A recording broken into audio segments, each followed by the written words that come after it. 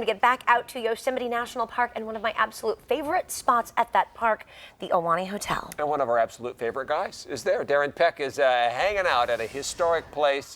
Well, actually, you're not there. You're up on Glacier Point, right? Exactly, but we were here about 2 weeks ago, and we spent a lot of time down in the valley, which is where I've been for the last couple of days. But we were there a few weeks ago as well because we wanted to spotlight the Ahwahnee Hotel, which is such a unique piece of the human history here in Yosemite. And the hotel has actually become a tourist attraction all of its own. Check it out.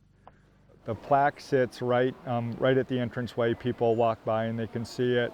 And so it's a special designation. A lot of people consider this to be the crown jewel of lodges in the entire national park system. And part of the reason for why it stands out so much is because it blends in so well. As you can see from behind me, the whole idea of it with the rustic architecture was for it to blend into the rocks. The hotel sits in the shadow of Yosemite's peaks. It's been standing here since 1927, and it's become a destination all its own. There's a lot of people who, save their entire lives, to stay here. They've come camping with their children back in, the 70s, and then they've always dreamed of, once their families are grown, to be able to stay here at the Ahwahnee. And so we help make those dreams come true. And over the years, celebrities have taken notice of this National Historic Landmark. There's a lot of famous people who have stayed here. Like late U.S. President John F. Kennedy, who pulled up to the Ahwahnee in style in a red convertible. Back in 1962, when Kennedy stayed the night in the second-floor suite. Queen Elizabeth stayed in 1983 when she visited California. She closed down the whole hotel. She was the only one staying here. But two of Hollywood's icons have stolen the show for the most memorable stay at the Ahwahnee.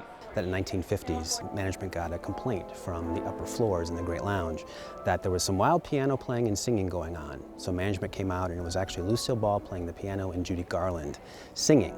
Now, I would not want to have to tell Judy Garland to have to stop singing. That history, wrapped up in a luxurious hotel nestled in a national park, is what makes the Ahwahnee Hotel so intriguing.